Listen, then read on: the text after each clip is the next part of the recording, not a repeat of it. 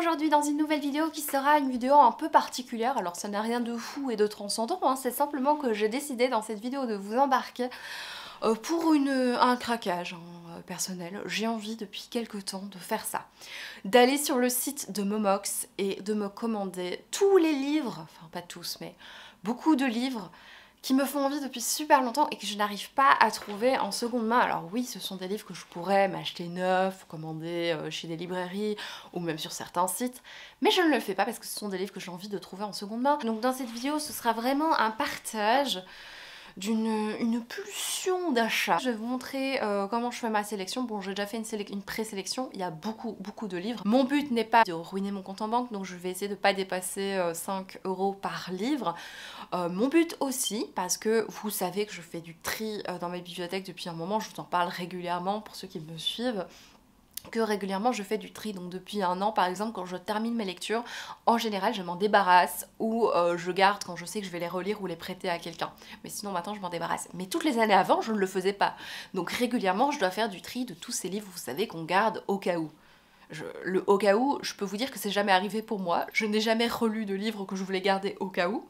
Et donc c'est ces livres-là dont je vais me débarrasser. Donc ce que je vais faire, c'est en fonction du nombre de livres qu'il y aura dans mon panier Momox. Si par exemple il y en a 15, je vais essayer de pas aller jusque là quand même. Si par exemple il y en a 15, eh bien je vais essayer de me débarrasser de 15 livres. Donc je vais vous prendre avec moi aussi pour vous montrer les livres dont je vais me débarrasser. Je vais vous montrer un peu, peut-être qu'il y en a qui vous intéresseront, on sait jamais. Donc voilà, c'est parti, hein, je vous embarque pour cette petite vidéo. Voilà, c'est parti. Alors on voit pas énormément l'écran, mais c'est pas ça qui est le plus important. Donc je suis déjà sur le site de Momox, j'ai déjà rempli à moitié mon panier parce que je veux pas tout faire en caméra, sinon ça va vraiment pas être intéressant.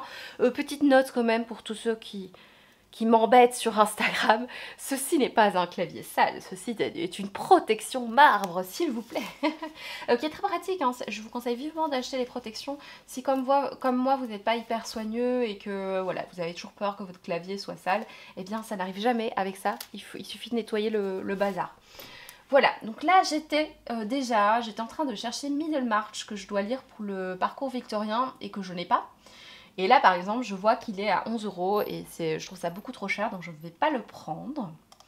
Donc Middlemarch, ça dégage. Alors on a De toutes les nuits les amants. De toutes les nuits les amants. Bon, il y a déjà 19 livres dans ma wishlist parce que il y a déjà 19 livres dans mon panier parce que j'avais déjà commencé cette vidéo plus tôt et j'ai décidé de la refilmer. Mais je vais évidemment faire un tri en dernier lieu, je pense pas que je vais en garder 18. Ici, ce livre-là, chez Babel, c'est en littérature asiatique, il n'est pas dispo. Alors ici, on a Witches. Ça fait très longtemps que j'ai envie de ce livre, mais je ne le trouve jamais. Je sais pas où, quoi, quand, comment le trouver, donc voilà. Ah, il y a 11,05 €. Ça me semble cher. Ça dépend le montant, je le mets au cas où, comme ça je sais qu'il est là. Mais je suis pas sûre de l'acheter. Le Maître des illusions, ça fait aussi longtemps que j'ai envie d'acheter ce livre. Et de le lire, hein. Le but c'est de le lire un jour quand même. Il est à 4,44 €. Alors je vais voir s'il n'y a pas une autre maison d'édition qui fait ça. En anglais ils sont quand même 10 fois plus beaux, hein, ceux-là, mais bon. Voilà. Bah écoutez, je le mets dans ma pile à lire. Enfin, Ah, Belle de Tamara McKinley. Donc Robin McKinley, c'est un livre que j'offre, que j'ai déjà offert 2 fois, mais que je n'ai jamais acheté pour moi. Je sais pas s'ils l'auront. Oh, ils l'ont. Oh, trop bien. Oh, il est trop joli en plus. Et en grand format, il est moins cher. Donc je vais le prendre. Voilà.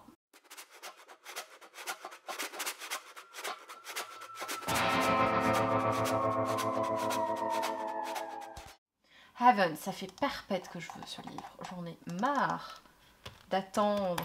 Je veux ce livre. Et c'est qui l'auteur? C'est Kawakami. Ça fait super longtemps qu'il est dans ma wishlist. Enfin, franchement, j'en ai marre. Je le trouve pas. À chaque fois, je le vois. Ah, 16,65 €. Ouais, non, mais je vais pas craquer là. Faut pas déconner non plus. Le Docteur Thorne, j'abandonne. Jezabel de Irène Nemirovsky. Mais on arrive au bout. C'est magnifique. J'ai fait le tour. Bon, il y en a plein que je vous ai pas montré, hein, donc voilà. Et donc, Je vous reprends donc un peu plus tard, je regarde mon panier et dans mon panier je vois que j'ai mis 32 livres, alors je ne vais pas en acheter 32. Je vais d'abord regarder le budget, ça fait 165 €, on est bien d'accord que je ne vais pas aller jusque là. Il y a aussi un DVD que je voulais mettre et alors là ça va commencer à être le tri. Je vais enlever des livres, enfin c'est pas, je sais pas si c'est très intéressant pour vous, je vais enlever des livres de cette liste. Je vais juste encore regarder un ou deux DVD. Genre La vie des sœurs Brontë. Bon écoutez, je vais voir un peu tout ce que j'ai mis dedans. Donc là il y a 33 livres. Il y a 33 livres. Bon, j'ai déjà des doublons que j'ai mis plusieurs fois. Est-ce que j'ai mis l'invitation au supplice? Est-ce que je l'ai trouvé? Les Somnambules, j'ai très envie de ce livre. Il coûte 10,95 €. Je pense qu'il y a moyen que je le trouve dans quelques semaines chez Pêle-Mêle à 5 €, 4 €. Donc je vais l'enlever. Voilà, adieu mon vieux. Donc je vais déjà enlever 10 €, ça fait du bien. Alors j'ai acheté quand même beaucoup de Schnitzler. Je vais pas tous les lire. J'ai La Nouvelle Rêvée, Madame Béate et son fils, La Correspondance. Et j'ai pris 2 fois Madame Béate et son fils en plus, donc super. Je pense que je vais enlever un des deux, parce que j'ai pris 2 fois le même livre, donc ça n'a pas beaucoup de sens. C'est compliqué de faire un choix. Là je galère un peu, je l'avoue. Vous savez quoi? Il y a des livres, par exemple, Le Maître des Illusions. Je pense que c'est très facile à trouver, donc je le vire. Voilà. Jézabel, je le vois tout le temps, d'Irène Nemirovsky, mais j'ai quand même envie. Vous voyez comment je fonctionne? Moi, c'est une catastrophe. C'est une catastrophe. L'Aubépine Rouge, je sais plus du tout pourquoi je voulais ce livre, donc je vais pas aller me renseigner, je vais le virer. Je suis un peu vive ma vie, puis je vous dis où j'en suis. Je vous retrouve un petit peu plus tard, j'ai fait ma sélection, j'ai enlevé pas mal de choses, j'en suis à 50 €, ce qui est quand même pas mal, hein. C'est de grands formats ici en Belgique. Donc voilà, c'est un petit craquage, et il y a 13 livres, j'ai enlevé le DVD qui me rajoutait 12 € quand même, et je me dis que, je sais pas, je peux très bien me l'acheter le mois prochain. Je vais me calmer, je ne vais pas en prendre plus. Je n'ai pas de code promo et surtout je dois payer les frais de port en fait, donc bon ça va, ils sont pas trop élevés. Mais donc voilà, ça c'est fait, donc je vais ouvrir ça quand ça arrivera et donc je vais me débarrasser de 13 livres. Voilà, je vais faire ça, j'ai pas du tout envie. Et je vous reprends, il fait déjà presque nuit. Mais je vais déjà commencer à chercher quelques livres à virer. Bon, je vais regarder un peu dans ma pochothèque, mais le but c'est plutôt de virer des grands formats parce que ça prend plus de place et c'est ce qui manque chez moi, de la place. Donc voilà, je vais essayer de regarder un petit peu ce que je peux virer.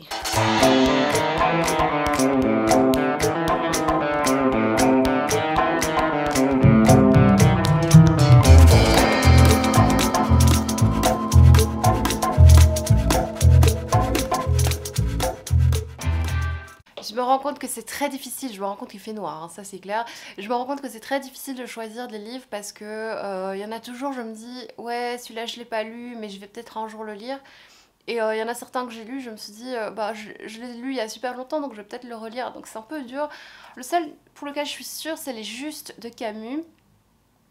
Enfin, il me semble, maintenant j'ai un doute, il me semble que je l'ai lu, c'est une pièce de théâtre. Oui c'est ça, je l'ai lu et je n'ai pas trouvé, enfin j'ai pas adoré on va dire, c'était intéressant hein, mais je n'ai pas adoré donc je vais certainement pas le relire, donc c'est le premier que je vais virer pour cette vidéo. Un autre livre que je vais virer c'est La Faute de goût de Caroline Lunoy et je pense vraiment que c'est le dernier tout petit que je vire parce que ça n'a plus aucun sens, enfin là il est vraiment minuscule. Donc là, je vais essayer de virer plus des gros livres. En fait, c'est un livre que j'ai lu il y a 2-3 ans et je pense que j'avais bien aimé, mais j'ai vraiment oublié. Donc je pense que ces deux-là, je vais certainement les virer, mais je pense que pour la prochaine, je vais faire, pour les prochains, je vais faire mieux. Enfin, que des tout petits livres qui prennent presque pas de place parce qu'en plus, j'ai pris des pavés dans ceux que j'ai achetés chez Momox. Voilà, donc je vais vous laisser, je vous reprendrai un petit peu plus tard pour virer d'autres livres.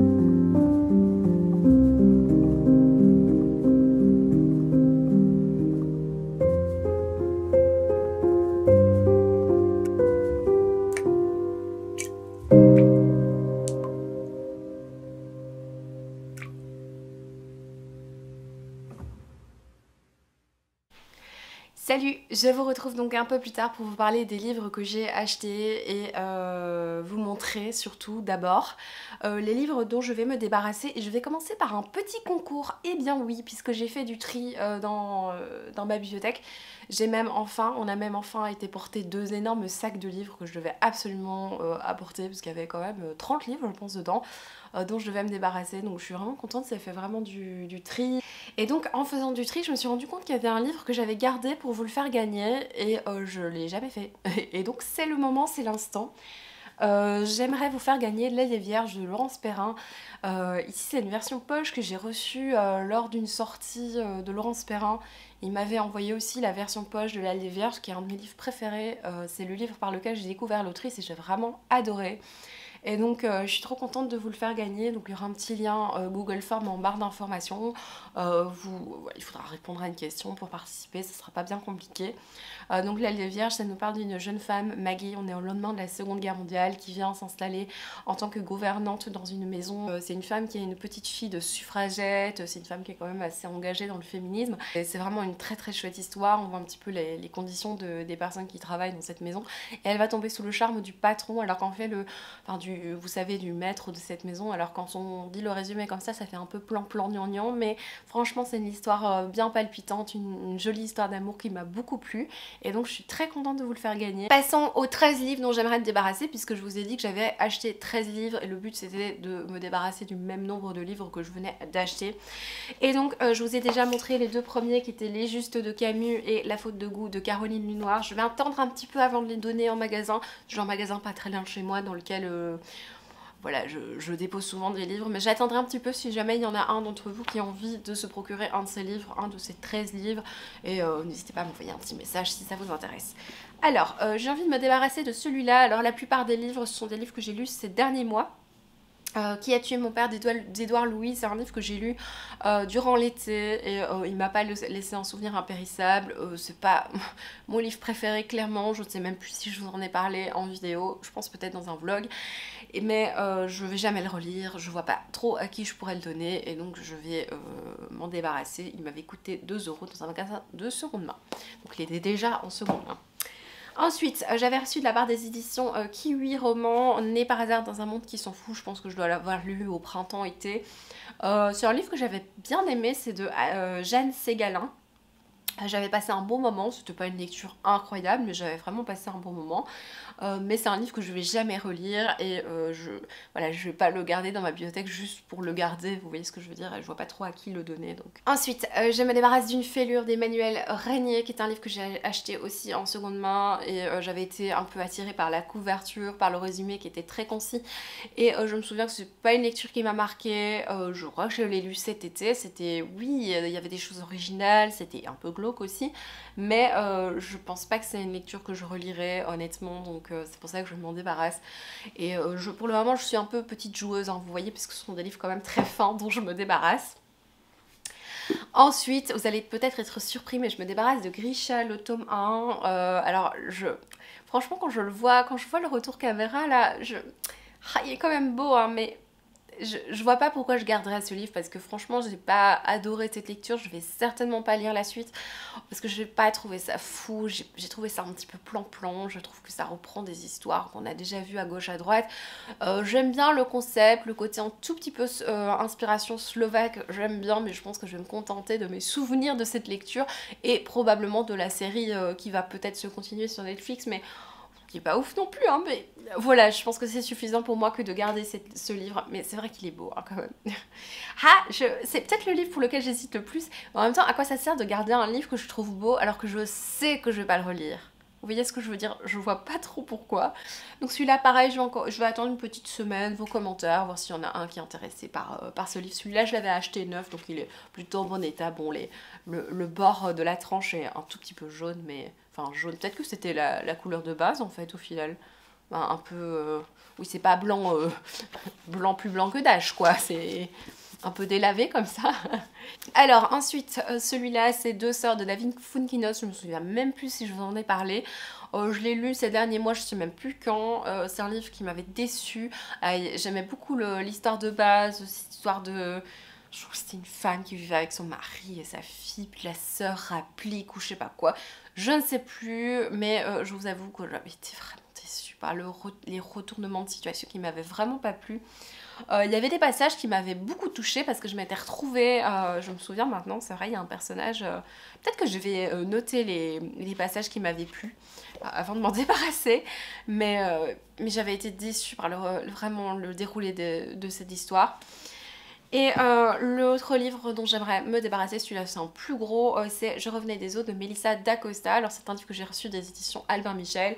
Je me rends compte quand j'ai fait du tri dans mes bibliothèques là récemment, je me suis rendu compte que j'avais beaucoup de Albin Michel que je n'avais pas encore lu. Voilà, j'étais un peu gourmande hein, quand j'étais partenaire avec Albin Michel. Je ne le suis plus et c'est peut-être pas plus mal parce que j'étais vraiment très gourmande. Ils ont beaucoup de sorties qui me tentent beaucoup et je me rends compte par exemple que Melissa d'Acosta, je l'ai lu parce que j'étais très curieuse de savoir qui c'était Melissa d'Acosta, on en parlait beaucoup et je me rends compte qu'en fait j'étais un peu déçue. C'était pas une horrible lecture, loin de là, mais j'avais été déçue parce que je trouvais qu'il manquait de finesse chez certains personnages. Certains personnages je trouve étaient vraiment bien travaillés, je voyais que l'autrice avait vraiment super bien construit ses personnages et il y en a d'autres, j'ai pas compris leur réaction et je m'en souviens bien de ça alors que je l'ai lu en avril, mai, un truc comme ça.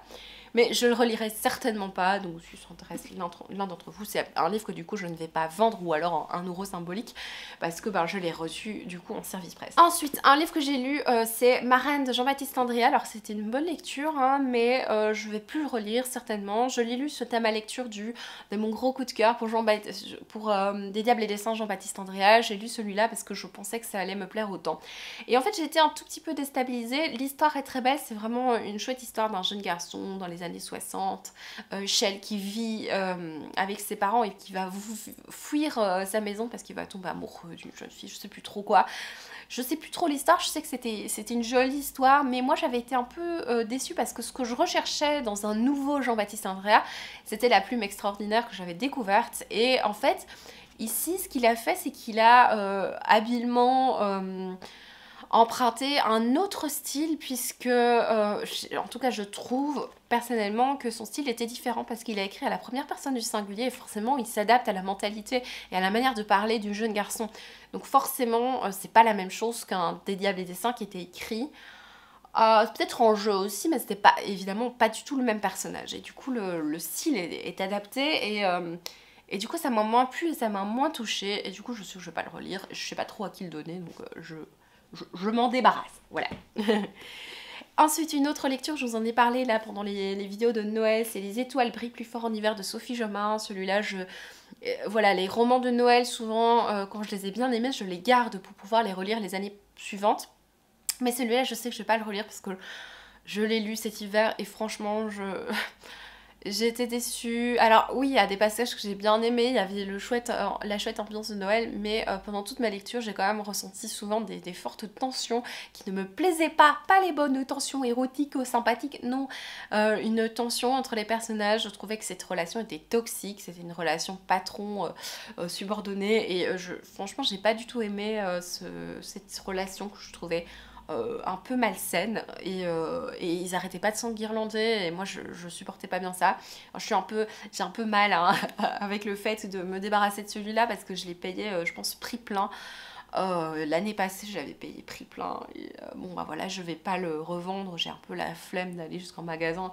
S'il vous intéresse, pareil, il sera très très peu cher, mais je pense que si personne ne le prend, je vais juste le donner au magasin du coin. Et il reste encore 3 livres. Il y a Une femme au téléphone de Carol Fives, qui est un livre que j'ai lu, je crois, dans un challenge. Petite lecture, où je me suis fait un challenge, 10 jours 10 livres, j'en fais régulièrement maintenant. Et je trouvais pas ça fou, c'était une femme qui se plaignait beaucoup. C'était, je pense, une accumulation. J'avais une accumulation de lectures bof, je me souviens. J'avais lu ça, puis un autre truc, puis 2 sœurs, c'était le même moment. Et c'était une accumulation de lectures bof. Et j'étais déçue parce que moi, Carol Fives, je ne sais pas, je l'avais découverte dans un livre que j'ai beaucoup aimé qui est Tenir jusqu'à l'aube. Une femme qui parlait de sa difficulté d'être une jeune maman et de ces moments de fuite qu'elle faisait Donc elle fouillait un peu le domicile pour avoir un peu la paix. Et j'aimais beaucoup ce livre-là, mais celui-là j'ai beaucoup moins aimé, donc je vais m'en débarrasser. Hein. Et Le secret du mari, est-ce que je dois vraiment dire pourquoi je m'en débarrasse? Pour ceux qui n'ont pas suivi, ça a été une horreur de lecture. Vraiment, j'ai vraiment détesté. Alors que Liane Moriarty, franchement, faisait partie de mes lectures préférées il y a peut-être 3 ou 4 ans. Et là, Le secret du mari, c'était une horreur de lecture. Il y a beaucoup de choses problématiques dans ce récit, même s'il date, c'est pas une excuse, il date quand même de 2013, il date pas de 1950. Et voilà, Prout. Le meilleur argument du monde, je m'en débarrasse parce que Prout, voilà. Ensuite, À la croisée des rêves, c'est un livre que j'ai reçu des éditions Inceptio, que j'ai relativement bien aimé. J'avais bien aimé l'histoire des rêves, la petite enquête aussi, la multitude de genres qu'il y avait dans ce roman, mais je sais que je le relirai pas, donc forcément je vais le donner, et si vous intéresse, bien sûr, n'hésitez pas, c'était plutôt une bonne lecture pour ma part. Voilà, ça c'est les 13 livres dont j'aimerais me débarrasser. Et on va passer à ma commande Momox, puisque c'est pour ça qu'on est là. Je pense même que c'est pour ça que vous avez cliqué sur la vidéo. Alors, je vous avais dit à la fin, je pense, de ma commande que j'ai pas pris le DVD que je voulais prendre parce que ça me faisait payer plus cher. Et en fait, en dernière minute, j'ai fait ma chmette, j'ai acheté le DVD. Et c'est un des prochains films que je vais regarder. J'ai pris La vie des sœurs Brontë, c'est avec Finn Atkins, Charlie Murphy, Adam Nagaitis, je ne sais pas, Chloé Piri et Jonathan Pryce. Et oui, c'est trop chouette, j'ai trop hâte de regarder ça. Je suis encore dans ma période Brontë, même si vous voyez cette vidéo en février, donc normalement je devrais être dans ma période Gaskell. Eh bien, je suis en retard moi dans ma lecture. On s'en doutait, hein, franchement, que j'allais être en retard dans ma lecture du parcours victorien. Mais écoutez, je vais faire ça un peu en décalé, et donc voilà, peut-être que je vais me rattraper le mois où il y aura un tout petit livre. Mais là, je suis encore dans ma lecture de Charlotte Brontë, alors que nous sommes le 2 février, et je suis même dans la lecture d'Anne Brontë, hein, pour être plus exact. Et j'ai très hâte de voir ce film, ça ne va pas tarder. Alors, le premier livre que j'ai pris, donc je vous montre, c'est Fandom de Hannah-Dee. C'est chez PKJ. Alors c'est un livre que j'ai envie d'avoir depuis très longtemps, mais je sais que je ne voulais pas l'acheter en neuf parce que j'ai vu qu'il y avait quand même de très mauvais avis sur Livre Addict notamment. J'ai pas entendu de très bons avis du livre, mais le concept me plaît tellement que je veux lire cette histoire. C'est une histoire, imaginez que vous puissiez vous glisser dans la peau de votre héroïne préférée. Katniss par exemple. Le rêve, non? C'est quelqu'un une héroïne qui peut se glisser dans son roman favori. Et donc je me dis, mais c'est la porte ouverte à plein d'aventures, c'est génial. Et bien j'aime bien ce concept fandom, et je suis trop contente, je sais plus à combien je l'ai eu. Je pense même pas que j'ai gardé le ticket Momox, mais voilà, je vous avais dit hein, le prix total que j'avais payé. Mais franchement, je suis super contente parce que ça fait longtemps. Alors peut-être que ce sera une très mauvaise lecture, mais je m'en fous, je prends le risque vraiment. J'avais vraiment envie de découvrir cette histoire. Alors, partons à l'aventure de mes achats. J'ai acheté un Arthur Schnitzler parce qu'il fallait absolument que je lise d'autres livres de cet auteur.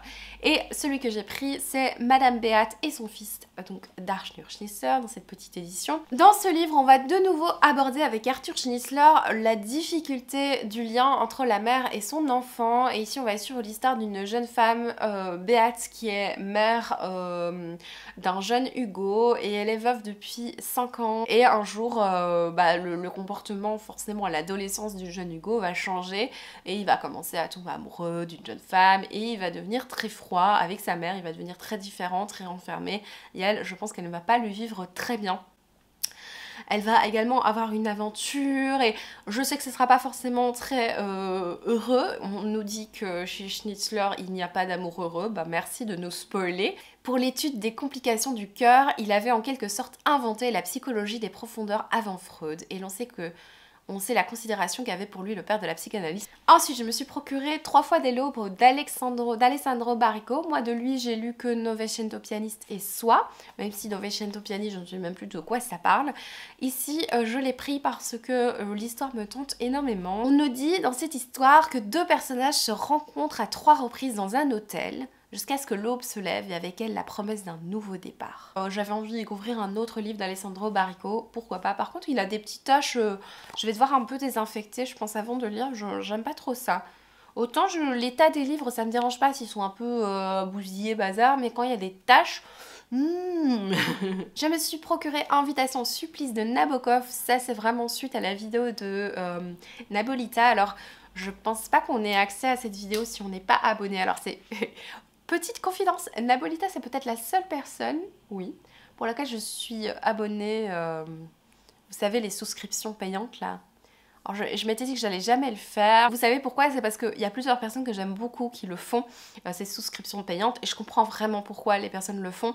Mais c'est juste que j'arrive pas à choisir entre ces différentes personnes que j'aime bien. Je me dis mais je peux pas choisir en fait. Et Nabolita, quand elle a dit qu'elle allait faire une vidéo sur Nabokov et que ça allait être pour les souscriptions payantes, je vous avoue que j'ai craqué. Voilà, donc j'ai été faible, j'ai fait un choix quand même. Et sa vidéo était vraiment intéressante, vraiment super intéressante. Et elle parlait notamment d'Invitation au supplice, qui était peut-être même le livre par lequel il fallait commencer Nabokov. Alors moi j'ai lu, quand j'étais très jeune, j'ai lu Lolita, Chose à ne pas faire quand on est très jeune.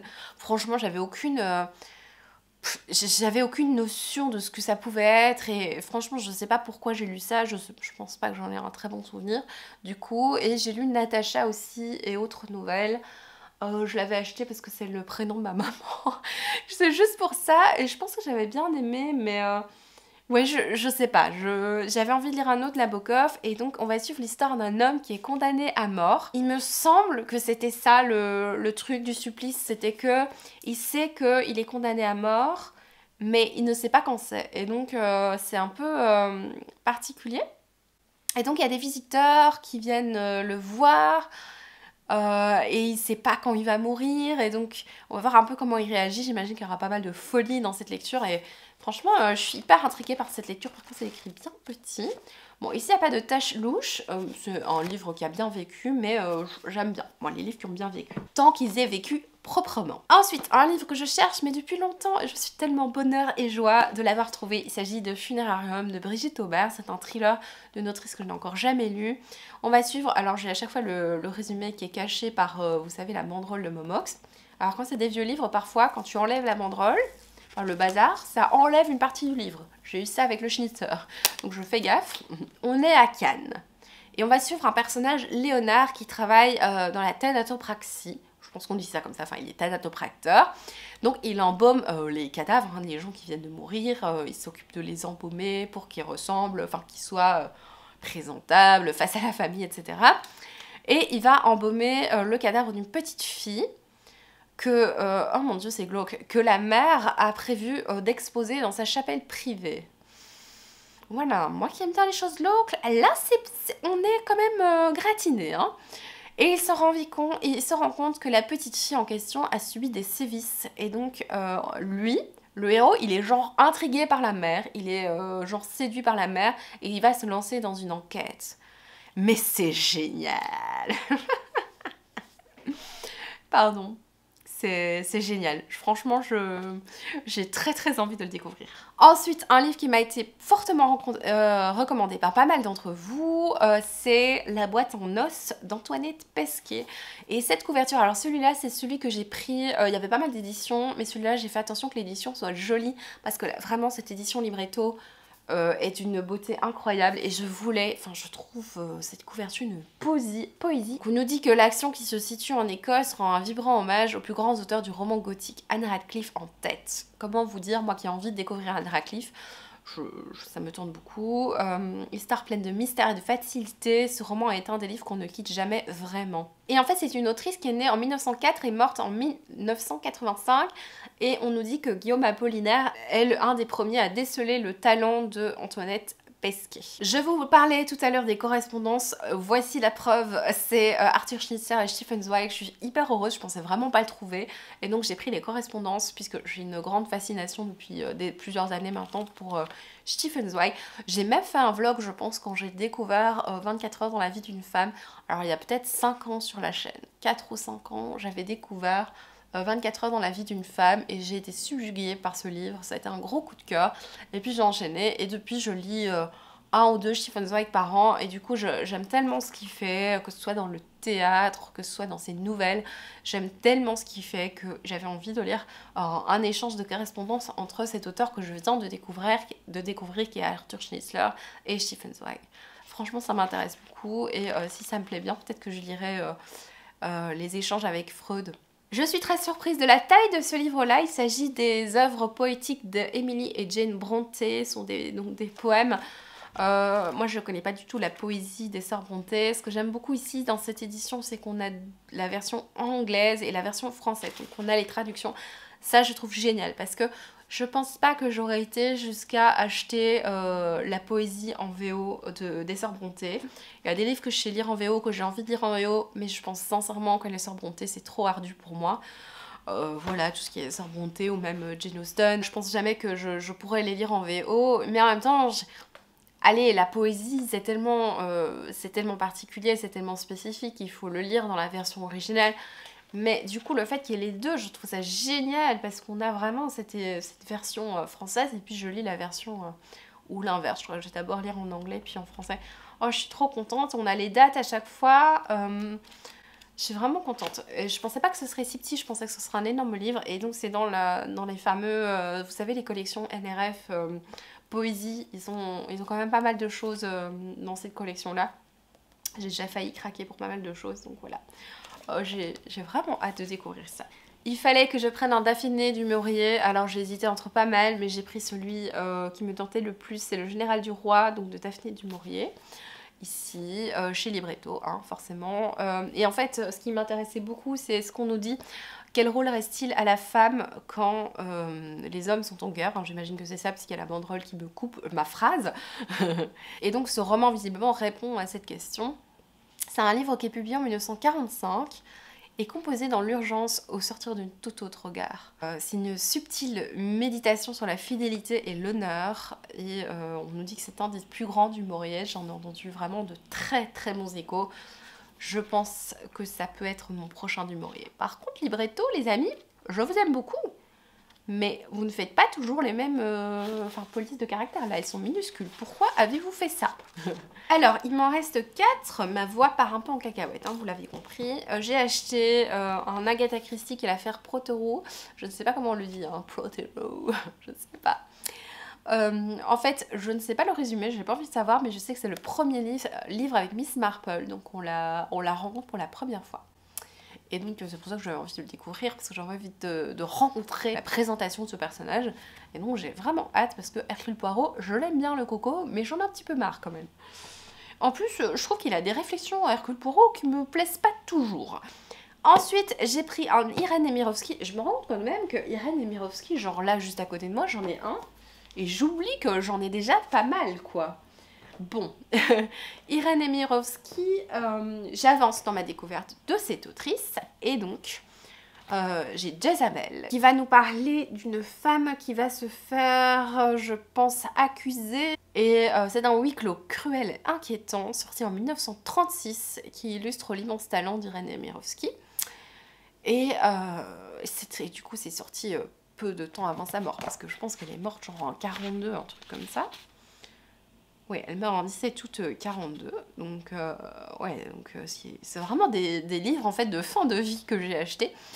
Et on nous dit que c'est une écriture fluide et une finesse psychologique. Je suis tout à fait d'accord que l'écriture de Nemirovsky est très fluide, et j'ai vraiment envie d'en savoir plus. Mais c'est pas le prochain que je vais lire de Nemirovsky, je pense que ça va être les chiens et les je sais pas quoi là que j'ai. Ça vous parle absolument pas, mais bref, un autre Arthur Schnitzler. J'ai pris La Nouvelle Rêvée, qui a influencé donc le film, qui a inspiré le film Eyes Wide Shut. Je ne sais pas de quoi parle ce livre, parce que je ne pense n'avoir jamais vu ce film. Mais je sais que mon amie Alice, si tu passes un jour par là, l'a lu en VO, et elle l'a beaucoup aimé. Elle disait que ça se lisait vraiment bien, et que ça se lisait presque comme du Stefan Zweig, que ça se ressemblait beaucoup. Alors quand j'ai lu la Thérèse, je trouve pas que ça se ressemble beaucoup, Stefan Zweig et Arthur Schnitzler, mais peut-être qu'en VO, en effet, peut-être que les styles sont aussi accessibles, et peut-être aussi similaires, je ne sais pas.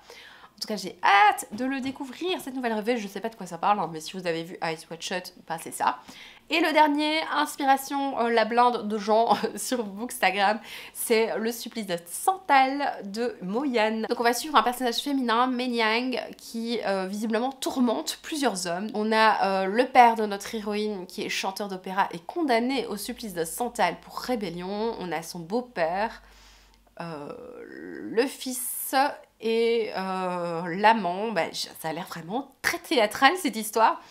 Et on nous dit quel bourreau dans tout l'Empire serait capable d'exécuter un tel supplice, sinon nous. Et donc on nous dit de ce livre que l'auteur donc Moyane, qui est donc un auteur chinois, est né en 1955 et a publié énormément de romans. Je savais pas qu'il en avait publié plus de 80 romans et nouvelles. Bossin Belfast qui est quand même assez connu. Moi j'en ai d'autres, je pense, de Yann Moix. Il a reçu le prix Nobel de littérature en 2012 et je ne savais pas du tout. Et on nous dit qu'il y a beaucoup d'humour noir, de truculence, de cynisme et de voyeurisme à chaque étage. Écoutez, ça me tente beaucoup, mais pas pour tout de suite parce que c'est en pavé. Et donc je suis en train de lire des livres assez courts, donc ça va être pas pour tout de suite. Et bien voilà, c'est tout pour ce book haul, pour cette vidéo. J'espère vraiment que ça vous a plu, ce concept. Alors, c'est pas un concept que je vais refaire 10 fois, hein, parce que dépenser 50 €, 13 livres... Voilà, c'est pas un truc que j'ai envie de faire régulièrement, mais si à l'occasion ça vous intéresse, je peux refaire ça dans 2 mois par exemple, ou sur un autre site, ou sur...